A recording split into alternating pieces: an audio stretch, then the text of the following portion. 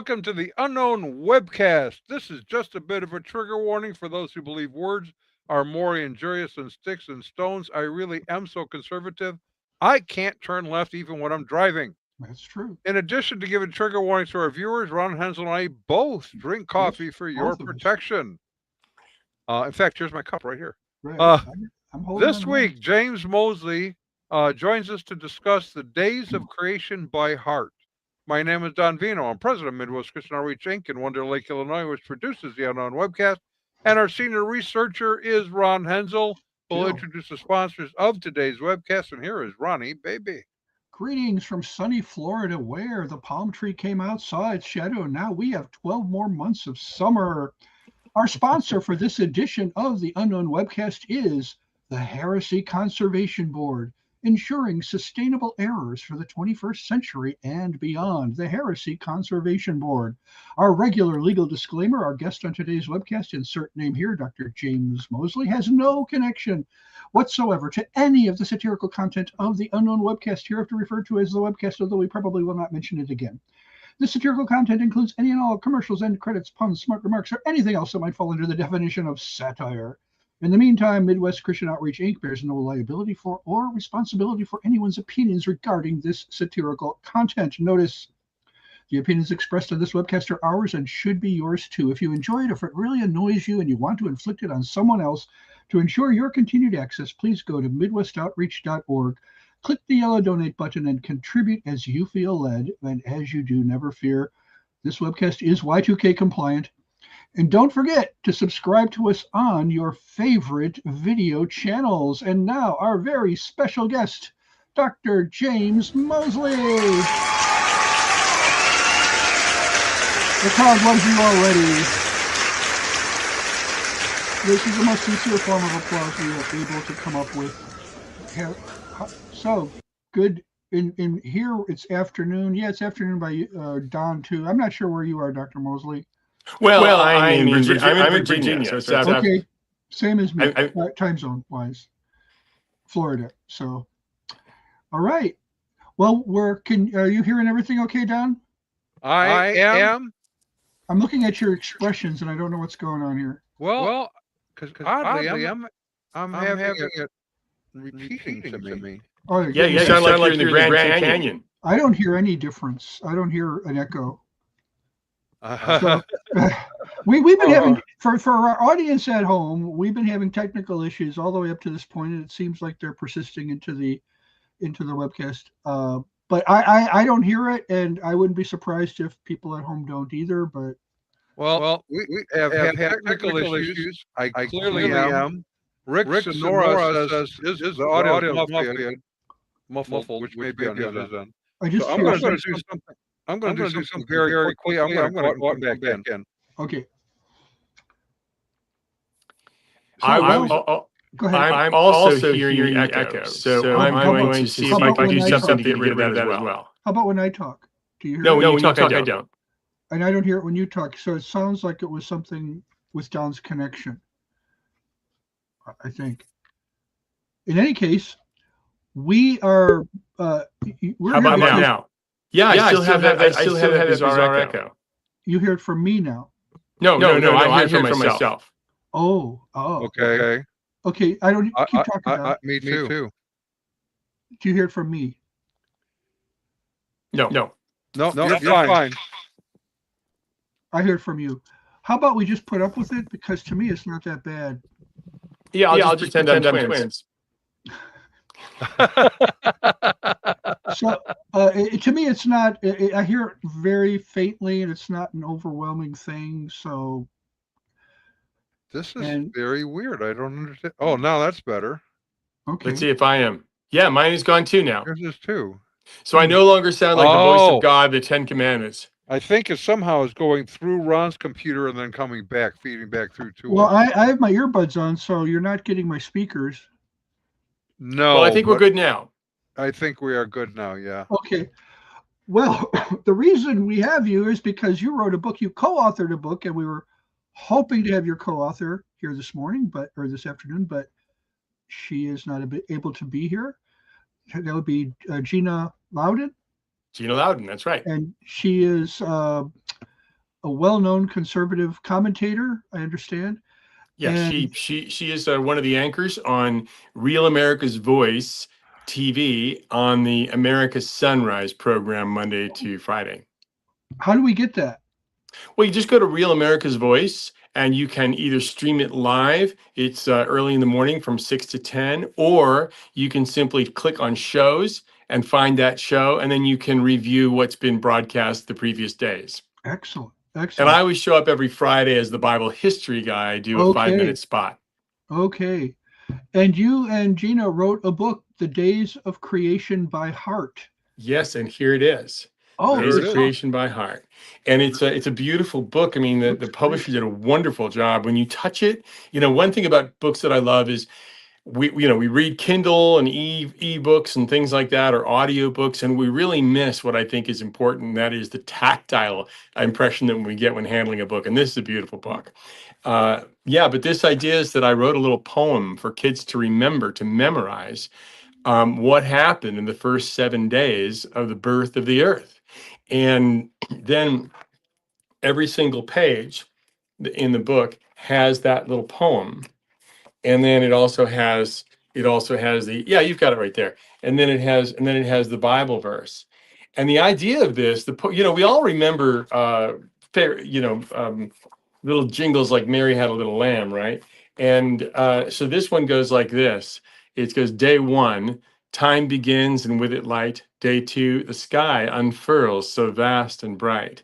Day 3, sea and land and flowers and pine. Day 4, sun and moon and stars that shine. Day 5, fish that swim and birds that call.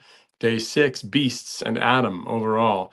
Day 7, all is blessed by God at rest. Now, the idea here is that because it's like a nursery rhyme, not only will the kids memorize it as their parents or grandparents read that to them, but guess what? The parents and the grandparents will also remember it. I always tell people, I wrote these little poems, and we're going to have a whole series of these books to teach my kids what was in the Bible, because if you woke me up at 3 a.m. and said, what happened on day 3? I wouldn't have been able to remember it without this little jingle. So in other words, it inculcates this into the minds of the kids and the parents and grandparents as they do it. Then when you get to the middle of the book, we have an area where we say, now kids, use your imagination to draw what you think was special about every day. So they go through and they see, okay, day 1, time begins and with it light, Genesis 1 through 5, and they get to draw something. And I love it when the kids get to day 3 and they say God created broccoli and stuff like that. And they draw broccoli in there. But the idea of this is, how you learn.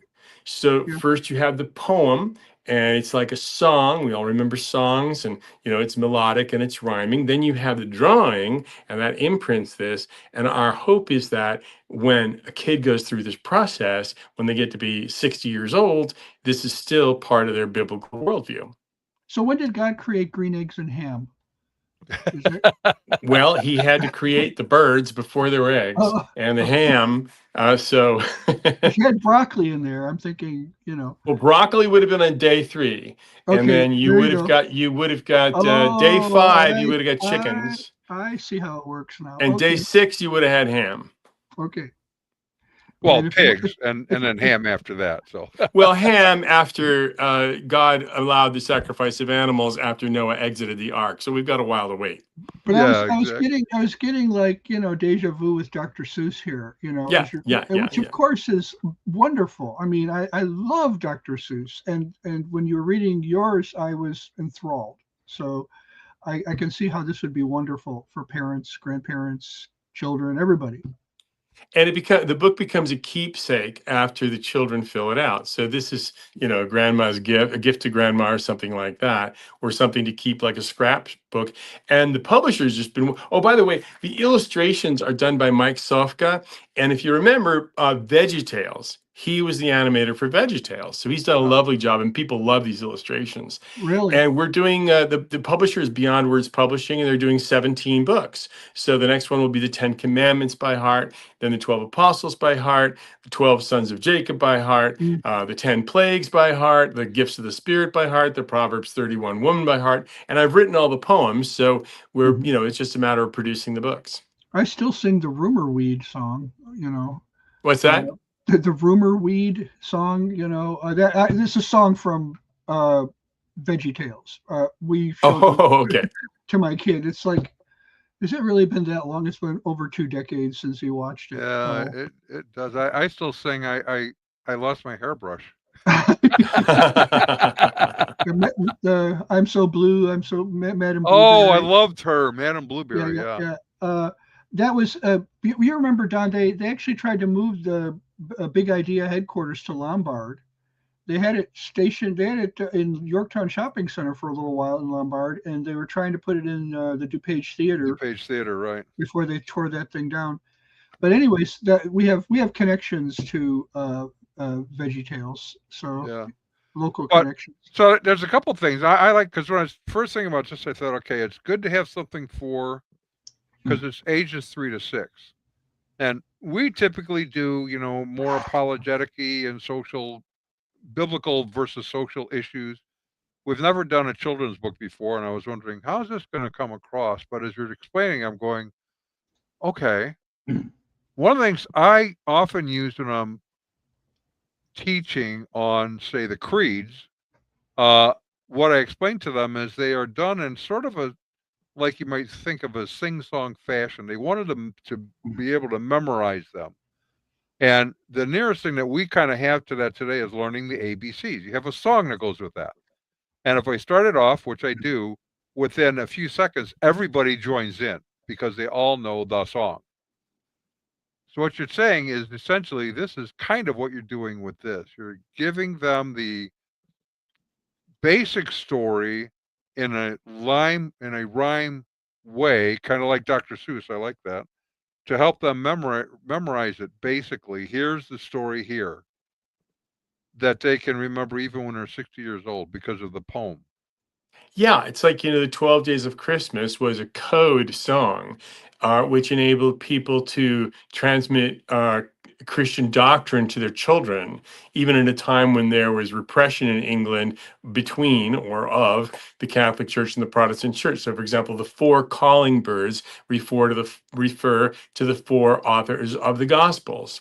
And so in the same way here, this is a way to inculcate that. And I believe that it does have apologetic value, because one of the things that I write in the back of the book for parents is they should feel confident that when they're teaching their children what the Bible says about how creation happened, they're teaching true science. Because they can go to my website, and I have a lot of apologetic material, and there's much more available out there besides what I have, to show that there is absolutely no statistical possibility that the theory of evolution is true. It's just bankrupt, gone over, and the only people who won't admit it are the people with the vested interests in the textbooks and the classes and things like that. But it's just, so when we teach our children what happened in the 7 days, this is accurate. But it's also important to realize that the Bible is not a science text. It never pretends to be that. It does transmit accurate science.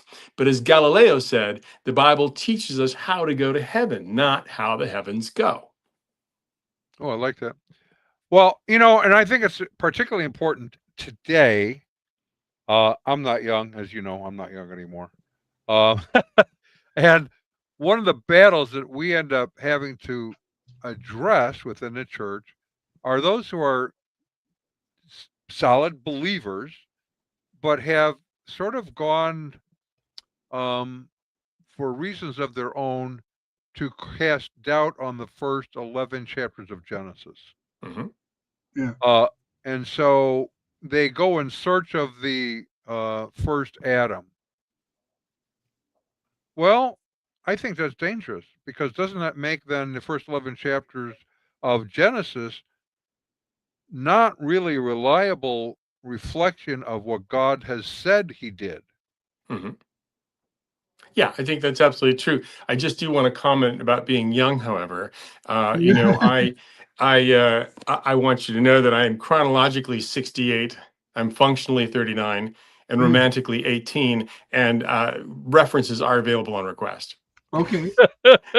So, but anyway, no, I think you're absolutely right. My dissertation, my PhD dissertation it's called Just in Time, the definitive chronology of the Bible from Adam to the apostolic age. And you might think, well, who really cares about chronology? That's just kind of inside baseball. But the thing of it is, when you examine the chronological markers that the Bible contains, you find out that God didn't just put them in there randomly or because he was a CPA and he couldn't help himself. He put it in there because embedded in them is critical information that allows us to unlock the Bible in many ways. So when we go to the first 11 chapters of Genesis, you'll find people criticizing it for all kinds of reasons, including the patriarchal lifespans, including the account of Noah's Ark. But if you analyze those time markers critically and in detail, you find out that they are unbelievably perfect. So, for example, if we take the lifespans of the patriarchs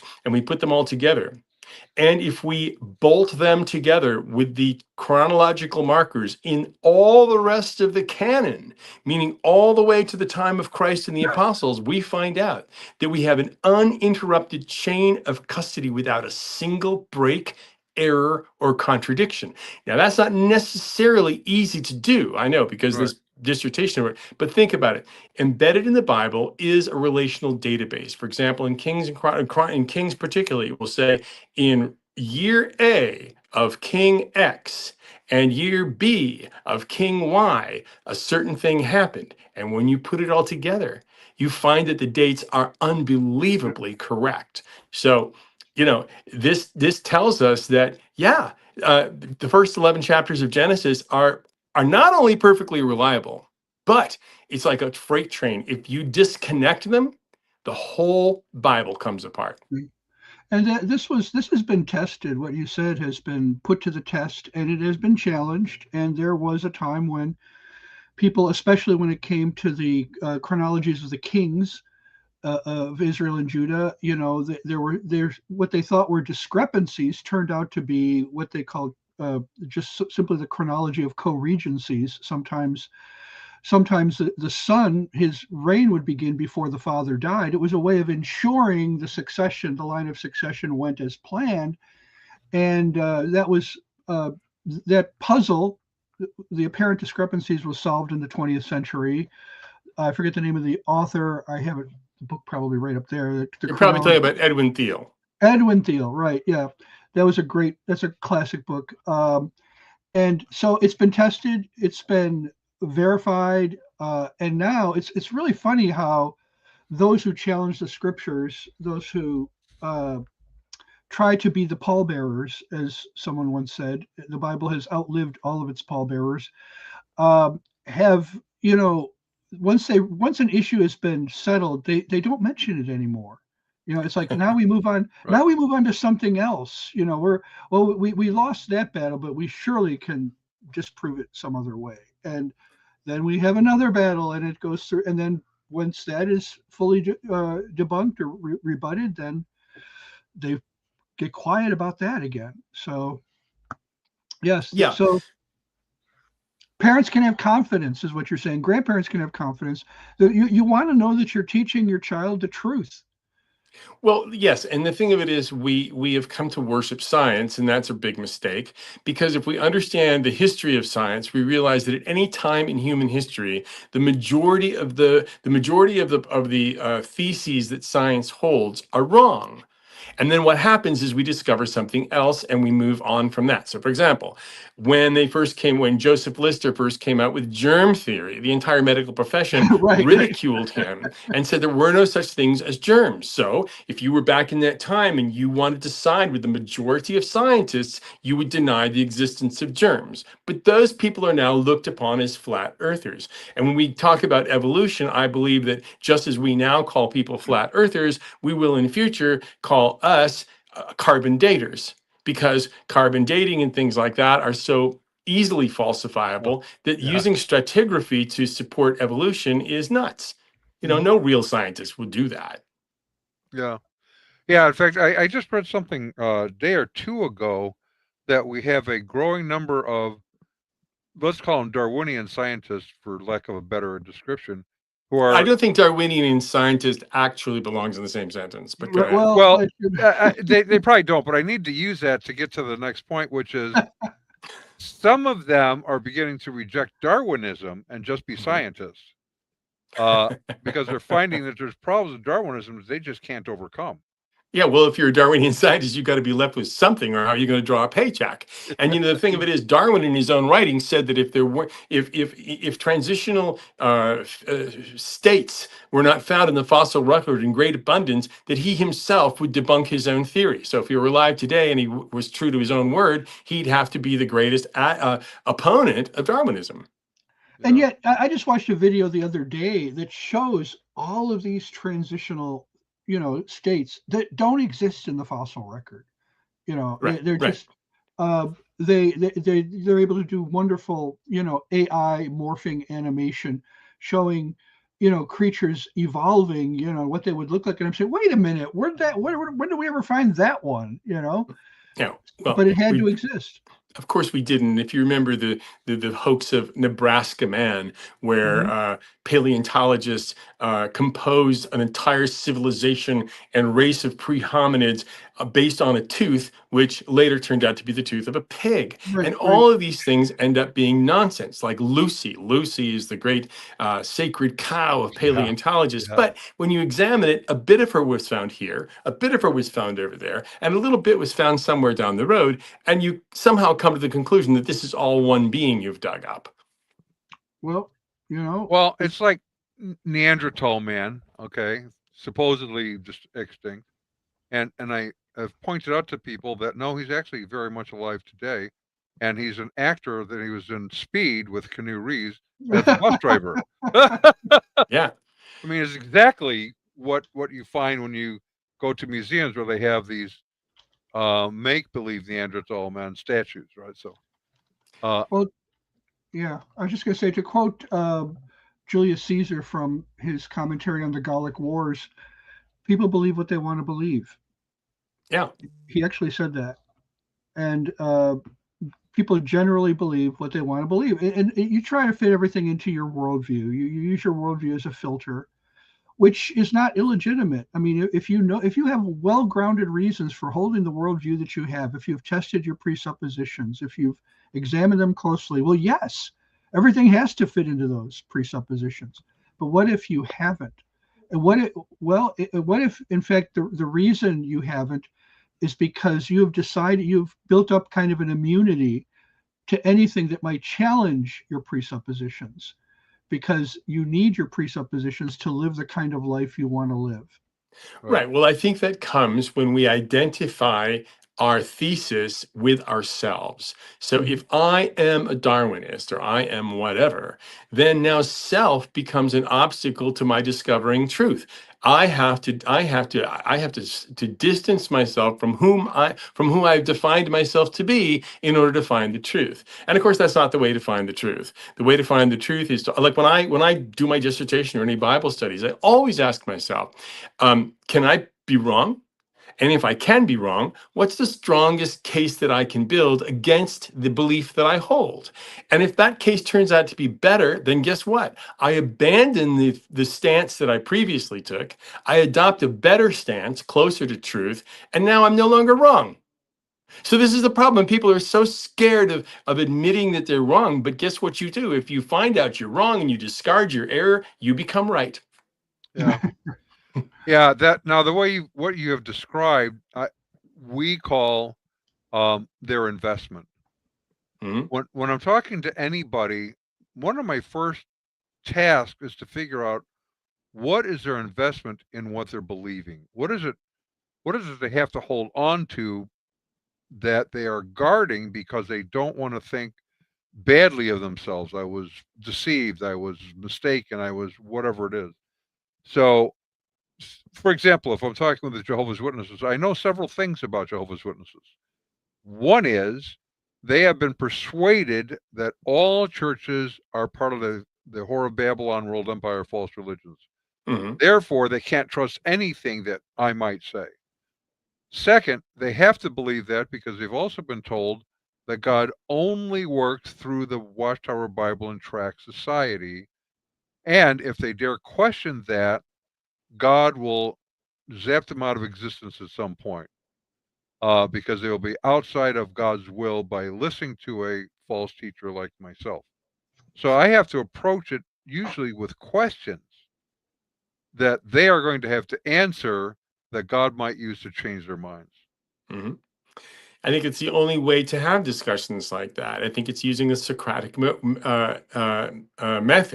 And, you know, Socrates was so brilliant at it. He would say, "Oh, Theaetetus, I'm just an old man with an addled brain, and I have such a hard time apprehending these things. Maybe you can help enlighten me. Can you tell me, Theaetetus, please, what is justice?" Theaetetus has an answer. He says, "Oh, Theaetetus, you've confused me even more with your answer. Now I have to ask you another question because I can't quite grasp what your brilliant mind is trying to assert." You know, and then he goes on and asks another question. And it's the same old thing when you ask people, well, how did you arrive at that conclusion? You've usually won the argument because they have no idea how they got there, since the Right. conclusion is where most people end up when they get tired of thinking. Right. Right. It's what they began with. It's their premise. Their premise is their conclusion. They Yeah. reason in a circle. So Well, and Jesus did that. I kind of picked up my techniques really from Jesus. I like how he does stuff. And the Pharisees try to trap him with a question, and he says, "Okay, I'll give you the answer to that question if you tell me, was the baptism of John from men or from God?" Now they're stuck, because if they say from men, the people will be angry at him. If they say from God, then he'll say, "Why didn't you listen to him?" And so they go, "We don't really know." both because both answers reveal their heart. Right. Exactly. Yeah. It discloses their motives. You know, their motives are to really be the most popular teachers in, you know, among the people, and they were mad that they weren't the most popular people. And of course, that is, you know, if it was from God, well, why didn't you listen? Well, because we only cared what the people thought, Lord. So either way, there's Well, there stuff. once was a hermit who lived outside the village that everybody recognized was very wise. And so they prevailed upon him to come into church and teach his wisdom. But he didn't want to do it. But he finally gave in. And so when he got to the church, he said, "Oh, people, do you know what I'm about to tell you?" And they said, "No." And he said, "Well, then why am I wasting my time with such ignorant people?" And he went away. So they came back and they prevailed upon him a second time. And he got up and he said, "Oh, people, do you know what I'm about to tell you?" This time they were prepared. And they said, "Yes." He said, "Well, then there's no need for me to tell you." So the third time they prevailed upon him, he came and he said, "Oh, people, do you know what I'm about to tell you?" And they said, "Well, some of us know and some of us don't." He said, "Good, then let the informed tell the ignorant." And he went home. Because he knew there was no point in trying to give wisdom to people who weren't really prepared to receive it. Right. Yeah. Right. Well, no, that's interesting. So the book is designed for 3 to 6 year olds technically, but really you are including the whole family into this. Yeah, I think you have to, because you're not going to you're not see look you're not going to take a book like this, or you're not going to take the Bible itself and just lay it around the house and expect that it's going to work its power. You're going to have to take the Bible, and the Bible is going to have to be something in which the family invests. You know, if the kids come home and see Dad reading the Bible, or if Dad reads the Bible to them, then it's going to have living power. And the same thing with this book is that this is designed to bring kids and parents and grandparents together in the exercise of knowing what's in the Bible. And when we get the whole series done, think about that. When we get the whole series done, people are going to know how to name all 12 apostles, which practically nobody can. They're going to know how to name all the sons of Jacob, and they're going to have ideas of their characteristics, the fruits of the Spirit, the gifts of the Spirit, the Proverbs 31 woman. Imagine little girls growing up with a poem that teaches them the Proverbs 31 woman and what all those characteristics are that make her really special. I got one for you. What Sure. about the Proverbs 31 man? Yeah.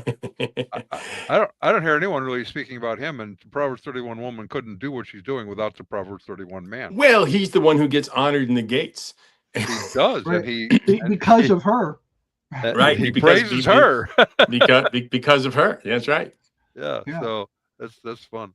He's the one who has to. He's the one who has to remember how to properly live with a woman, Right. how to Exactly. properly honor your wife, because it's not something men are necessarily equipped to do. Many of them aren't, and in fact, when I do premarital counseling, that's one of the things I talk about is what she's doing is really important, but one of the ways she's able to do that is because he praises her, he honors her, and your job is to nurse, kind of bring all that about. That's your job as a husband. Right, bring up. Yeah, because when I told my son my son-in-law when he was going to marry my beloved daughter, I said, you have to understand that before you get married, you're better equipped to live with a dog than to live with a woman, because the more you leave your stuff on the floor, the better your dog likes it. And the later you come home, the happier your dog is to see you. And the dog is never going to wake you up in the middle of the night and ask you, if I died, would you get another dog? All right. Now, we do have to take a short break here because there are problems arising in the church. Yes, we have a sponsor who addresses that because the situation is dire. According to the latest research, at the present rate of consumption, our supply of heresies will be completely depleted by 2050. The consequences will be disastrous.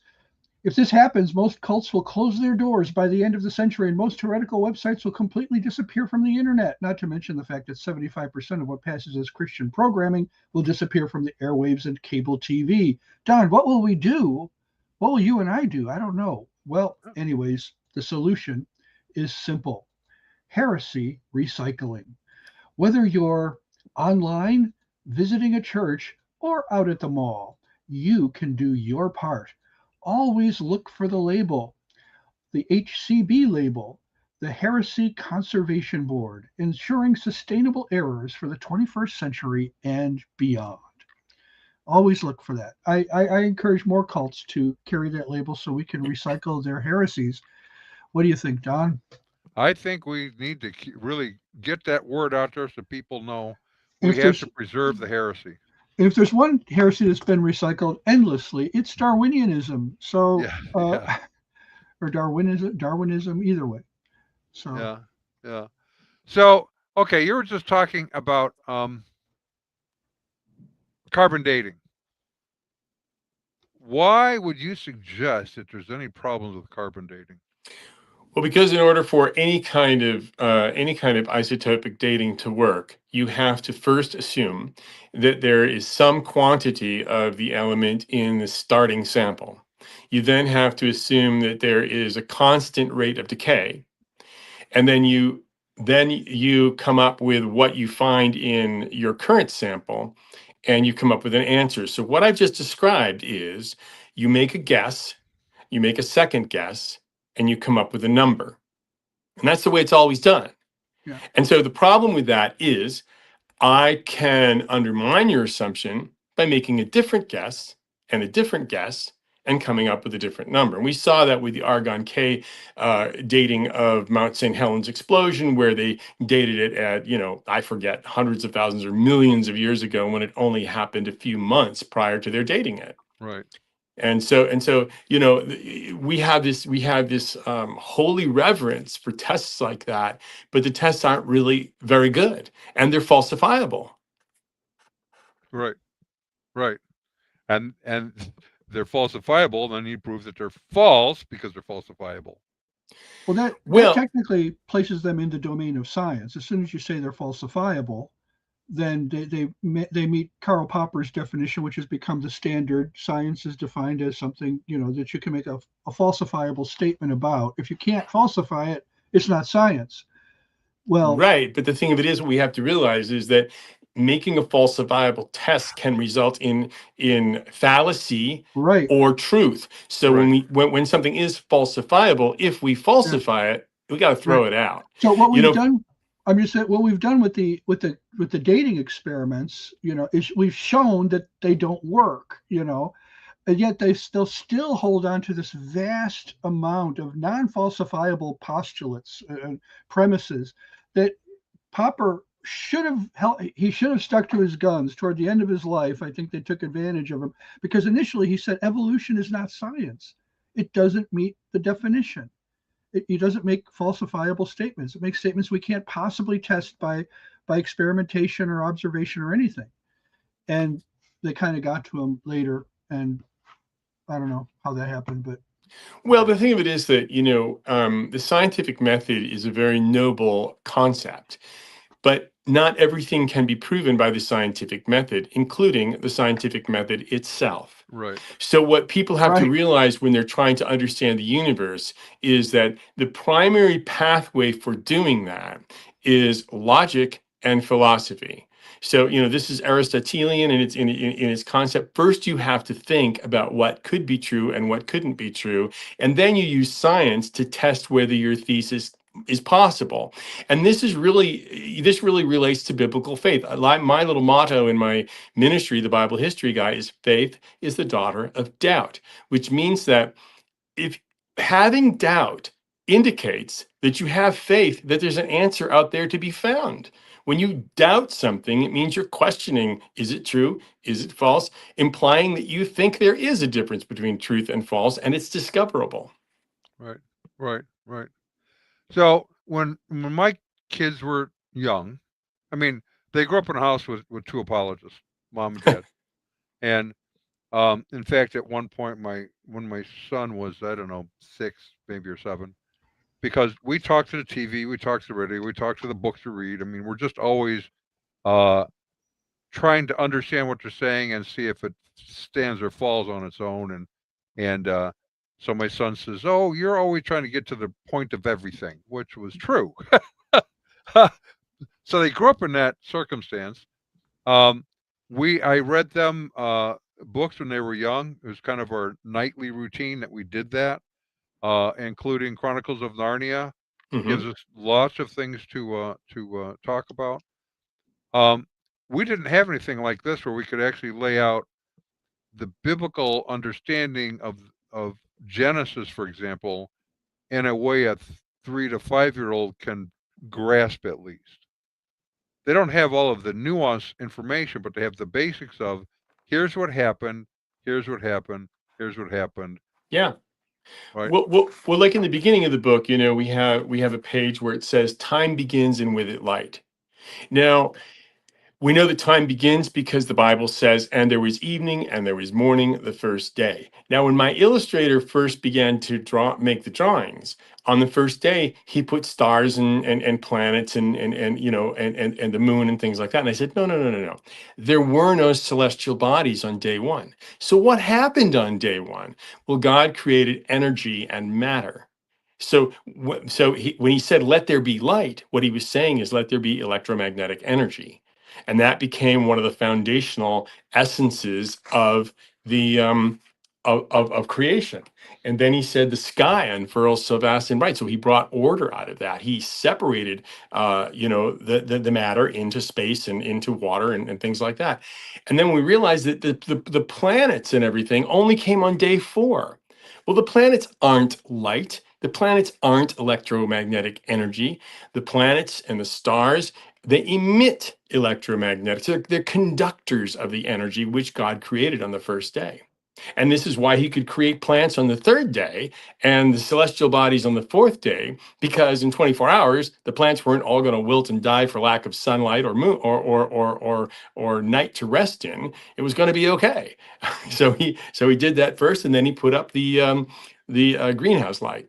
yeah. So how did he end up drawing the separation of light and darkness? So what he did is I just had him do a great kind of starburst or light burst on the first page against a completely black background with no stars or anything in it. So that just shows like the bursting forth of energy. And of course, we are talking about something God did, which was entirely original and miraculous. So there's Right. probably no really great way to draw it, but we tried to Right. depict that. And then we This just show the yeah. sky unfurls so vast and bright. We show the curvature of the earth that is watercolored, and then a sky which is extending above it, that is starts out bright and fades into blue, kind of like looking up through the atmosphere. Wow. Okay. Okay. So Okay. So the parents are reading it to them. Do they go back and kind of rehearse it themselves over time, or how do you envision that happening? Well, I would. I mean, that's how I did it with my kids. Remember, before this was a book, these were poems that I used with my kids. So I would sit down with them just like you would do with Mary Had a Little Lamb or, Jack and Jill Went Up the Hill. I mean, you don't say those things once. If you said them once, no one would ever remember them. You say them or you sing them because they're kind of fun to do. Or This Little Piggy Went to Market or that sort of thing. So I used all those little nursery rhymes with my kids when they were little tiny, and I would play with them and sing with them and stuff like that. So these are meant to work in the same way. It isn't if you only said it once, you wouldn't remember it. But the point of it is you might say it more than once. Hey, come on, let's go do the 7 days again. And when a little kid is there, one of the things the kid is really there for anyway is children spell love Time. So when you're spending a little time with them going through the book, they're always going to want to cuddle up to you and hear that because they love being together with you. They love your spending the time. And then if they've drawn in the book already, you go back and you say, hey, let's see what you drew there. Let's see what you drew. So tell me what you're thinking when you drew that for day 4 and that sort of thing. So I think so it's a reinforcement tool because what else are you going to do? The thing I'm a PhD in Bible. I can never remember the chapter and verse. And I'm terrible at remembering the exact quotation from the Bible. And why is that? Because like everybody else, I don't like rote memorization. But I love memorization that comes with an emotion, with a sentiment, with a moment and stuff like that. We all do. That's why when you try to memorize somebody's name, if you think of some silly association, like I meet somebody called Tony and I think, oh, Tony Baloney. Okay, it's ridiculous, but I'll never forget the person's name is Tony. Yeah. Yeah. What about learning how to read from something like this? I think that's possible, but I don't think that this is particularly an instrument for that. Like I taught all my kids how to read, and this would be a good way because it's very simple. There are simple words. But I believe that when you're teaching a child how to read, you need a much more intentional set of building blocks. Because they have to learn to sound out all the letters, sound them out in a word, extend that through sounding it out in sentences. And I would teach my kids how to read. I could teach them with this book, but I wouldn't say this would be my primary resource. Okay. Yeah. That's so I had a question, and I'm thinking, this is way too deep for kids, but when you said faith is the daughter of doubt, it sounded very Cartesian, if you know what I mean. In other words, he based his entire philosophy on beginning with doubt, René Descartes. And so lately that perspective has fallen on very hard times. People don't think that that's the right approach. How have you thought about that? Or well, I have thought about it. I don't know exactly the angle you're taking, so maybe you could amplify that. But yeah, I have a lot of ideas about Descartes. It ends up being. I think the one of the main criticisms is he ends up making himself the reference point. The ultimate reference point. I think, therefore I am. So I doubt everything. In other words, if I systematically doubt everything and try to figure out something until I finally reach a point that I cannot doubt, then I have a basis for continuing and building a system of truth. And he finally found that place. The one thing he could not doubt was that he existed. Right. And the reason he couldn't doubt he existed is because he had thoughts. And therefore, I think, therefore I am. So now he becomes his own starting point, his own ultimate reference point, if you will. And he really thought he had now come to a place where he could build an apologetic for the existence of God from that point. And he was euphoric over it. The problem is people started from that same point and went in the opposite direction. And so that's the critique. Now, some people would say, therefore, foundationalism, because he had a foundation, they would say, therefore, foundationalism itself is the problem. Well, I wouldn't go in that direction either. I think we have a foundation. And it's not that there's a problem with having a foundation. There's a problem with the foundation he chose. So I was wondering if Well, so I have an essay on my website called God is a Fact. And one of the arguments that I use is cogito ergo sum. I think, therefore I am. And what I say is this: is that to determine if God is a fact or not, we can do that by asking 4 questions about the origin of the universe. And one is the universe an illusion? The second is, did the universe create itself? Did the universe always exist from eternity past, or did the universe have a creator? And I always love asking atheists or agnostics if they care to add a 5th option. Still waiting. So for the first one, is the universe an illusion, which is the philosophy of Maya of the Hindus? Right. Well, if it were an illusion, as you said, if you are thinking that it is an illusion, even if everything else an illusion, since you're thinking it's an illusion, you aren't an illusion. So at least there's only one thing in the universe that's not an illusion, so the universe cannot be an illusion. So that's the Cartesian argument. The second one, can the universe have created itself? Well, this comes from, I think it was Parmenides, nothing comes from nothing. To create itself, the universe would have to exist before it existed to bring itself into existence, which is a logical non sequitur. The third thing is, can the universe always have existed from eternity past? Well, because we can measure entropy, we know that if it had existed from an eternity past, it would have gone extinct an eternity ago. So we're left with only one option, and that is that the universe has a creator. And to understand the creator, we can ask those same 4 questions about him. Exactly. That's a very good summary. Yes, I like that a lot. I took a few notes while you were talking. So,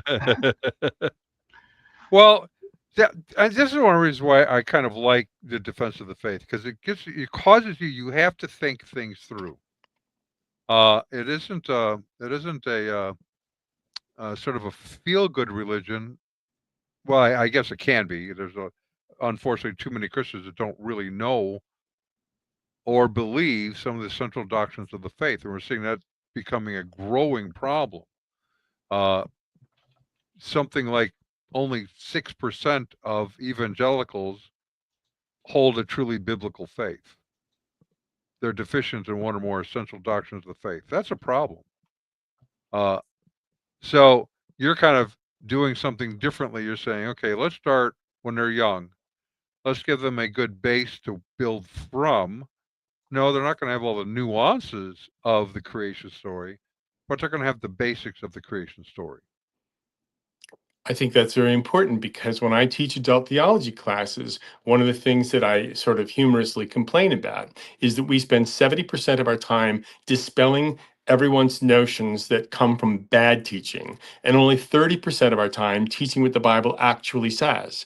So even if you're a little kid and you grow up with these things embedded in your conscious, you might call that brainwashing, but I think that's not a bad thing. It's better than brain dirtying. yeah.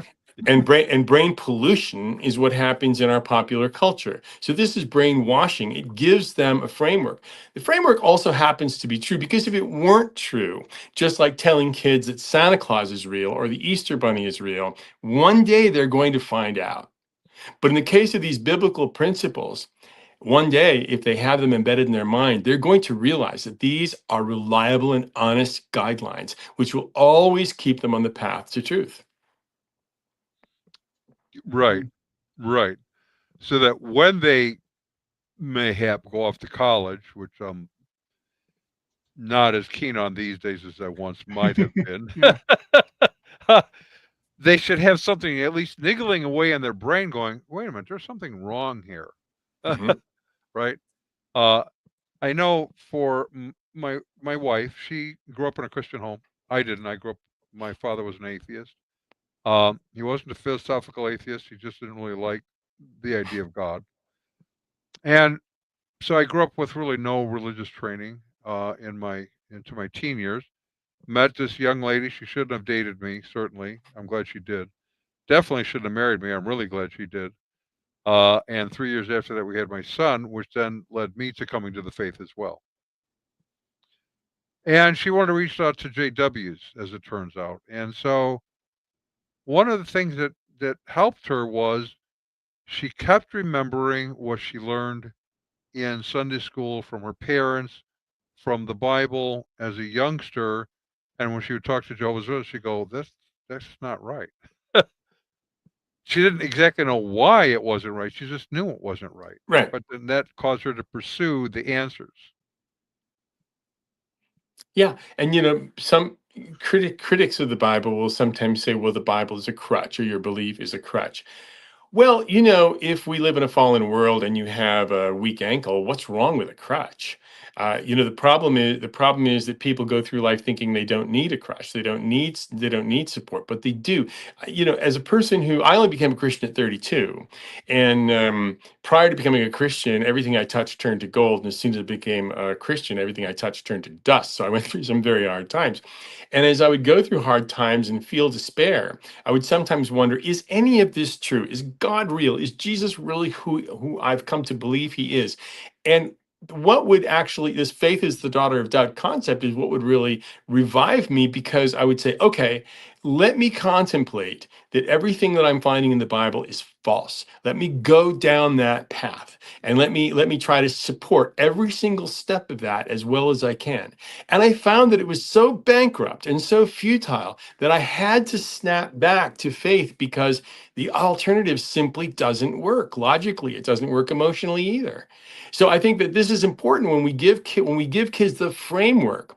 You know, maybe when they get to college and they're going to be told that dinosaurs reigned for 160 million years or something like that, and they remember they read this book and there were only 7 24-hour days, they may be tempted to wonder whether those 7 24-hour days could be real. But Right. at least they're going to be asking that question. They're Right. not just going to be drinking the Kool-Aid with no alternative structure built into their heads. Well, let me ask you this. I know that people like to say the Bible is a crutch. And you're right. If you've injured your ankle or something, a crutch can be right handy. But what if it isn't a crutch, but rather a platform on which you can stand to do the next difficult thing in your life? Oh, of course it is. Of course it is. And Mhm. when I say it's a crutch, I don't mean that in a pejorative way. In other words, Right. I'm a sinner. And as a sinner, that means I'm flawed. That means I'm broken in some way. So I need, you call it a crutch, you call it a band-aid, you call it a support, you call it a corrective, whatever you call it. I need something to correct my flawed nature and help me reach toward Christ. And I'm not going to follow the path of sanctification if I don't have the Holy Spirit to do it. And I'm not going to get the Holy Spirit, likely, maybe I will, but probably, if I'm completely ignorant of the Bible or I haven't experienced what the Bible has to teach. Yeah, yeah, yeah. Well, I think you would, and here's why I hold that. We are talking about this in Sunday in our adult ed on this past Sunday, and we are talking about uh, becoming more holy and what's it like. And someone posed that maybe I can't really do it. And I said, well, you're gonna do it. You can't do it. You're gonna do it. And the Bible tells me that, because it says that he that has begun a good work in you will continue it until the day of Christ Jesus. So you have Amen. a choice. You can do it easy or you can do it hard, but rest assured, you're gonna do it. Right, right, right, right. Yeah, So I mean, what I said, I didn't mean to be an absolute statement at all, because I totally agree with I what know, you're yeah. saying. I simply mean that, this so-called crutch is a big help.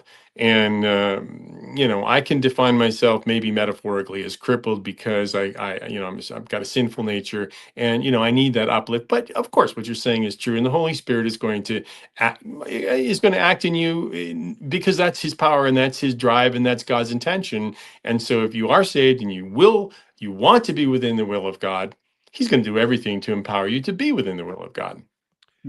So let me ask you a question here about Dr. Gina Loudon. Loudon. Loudon. How did she get involved in this project? Well, when I was one time when I was doing one of my Bible history guy hits, I read one of these poems, and she said, "Oh, Jim, these need to be." I read several poems. She said, "These need to be books." So we began to collaborate on the idea. And then she said, I think we should get Mike Sofka to do the illustrations. So she organized that. And then she was the one who designed the function of the book. So what she said is, listen, let's have the poem go along with the book, but then let's create the possibility for the children to draw their impressions of what happened. Because, she's really an expert in human behavior and education, things like that. So she was really responsible for what I think is the very ingenious design of the book. Yeah. and so I came up with the words, she came up with the function, and Mike came up with the drawings. So what kind of I mean, can you use a ballpoint? Can the kids use pens, pencils, crayons? What kind of writing implements would you recommend for? Yeah, so I don't know how well you can see it, but there's the book, and so you can see those are the pages where there's a nice little border for every single day, and then on that page it's printed day 5, fish that swim and birds that call. So the kid remembers, okay, that's what happened on that day. And down at the bottom there's Genesis 1, 20 through 23. So the parent, if the parent wants, can flip to Genesis 1, 20 to 23 and consult what the Bible says, say what the Bible says, whatever. And now the kid can use any type of medium the kid wants, whether it's crayons or magic markers or whatever, to draw what he wants in that space. Okay, that's interesting. Yeah, it's unique. I never heard. Well, I've heard of coloring books, obviously, but this is a kind of a hybrid in a way. It's a reading book and a book that allows kids to color in it, if you will. So, drawing. Yeah, because we didn't want the kids simply to file color within someone else's lines. Right. And this was kind of Gina's idea here too. When the kid expresses himself or herself by what the kid draws, now the kid is really imprinting this concept. Now you mentioned an article on your website, and I found a website, jamesallenmoseley.com. Is that the website you're talking about? Because I just see books there. No, that's not it. My website is thebiblehistoryguy.com. Ah, okay. And people can write me questions. They do all the time through thebiblehistoryguy.com, or see a lot of blog posts that I've done, or see my books and things like that. Okay. So do we have both of those websites on our I'll double check if I don't. Well, don't put both of them, because jamesallenmoseley.com is not much used, but thebiblehistoryguy.com is the most frequented site. Oh, okay. All right. Okay, I will add that one in for sure if I don't have it. .com. Cool. They're very cool. We have a mutual friend, Ron. That's how we linked up, Dr. H. Wayne House. We're talking, I guess, about 2 weeks ago, and he was really excited about this project. And so I said, well, let's see if we can have the young fellow join us on our webcast. Yeah, the young man. So here we are, and it would have been fun to have Gina with us, but this has been very good, very helpful. A tool for parents, I like that, to help their kids, which need help in today's culture a lot. So what sort of feedback have you gotten back so far? Oh, people love it. People love it. It's really, it came out as like number 1 million on Amazon, and now it's like 43,000, which isn't bad for all books. And then it's something like almost in the top 100 for children's books, I believe. So it's doing well in terms of ranking, but a lot of them are selling outside of Amazon too. And then I've done book signings here at Liberty University. I did one with Gina a week ago at an AMAC convention, and people love it. They really come up and they just they love the touch. See, they love the concept, right? But they also love the touch and feel of the book. And the parents will come up and I say, what happened on day 3? They go, I said, you need the book. Yeah. That's true. What happened on day 3? Yeah, wow, I like that. Seems to me somebody ate and fruit or something. Oh, well. All right. Thank you so much for joining. I know you have to take your beloved someplace today. I do. I don't want you to be late for that. Ron, would you care to waltz us out of here? Let's give credit to whom credit is due. Our resident cult leader profiler is Neil before me. Our wardrobe manager is See How It Fits You. Culinary services are provided by Chef Ham and Cheese. Our tinfoil hat provisioner is Just In Case. Jehovah's Witnesses coverage comes from Armageddon and D Opposer. Our Mormon archives manager is Polly Gummas. Our liberal denominations bureau chief is Lucy Goosey. Transgender issues coverage comes from Ben Hur. Special correspondent for cults based on the Hindenburg disaster and flying turkeys. OD Humanity. Our fact-checking supervisor is Yoleg Pulling. Our technical assistance comes from Murky Research. Our legal advisors are at the law firm of Dewey, Cheatham, and Howe. Our grievance resolution director is Yvonne Pisami. Our director of privacy assurance is Wiretapping, and our original idea sourcing comes from Drew A. Blank. The Unknown Webcast is a production of Midwest Christian Outreach Inc. in cooperation with Emergency Manager Productions, both of whom are solely responsible for this content, although you will never prove that in a court of law. Never will ever happen. We'll get blank screens occasionally, but well, there you go. You got it back. Yeah. It's magic. It's just magic the way that works. And so we can wave adios to everybody as we end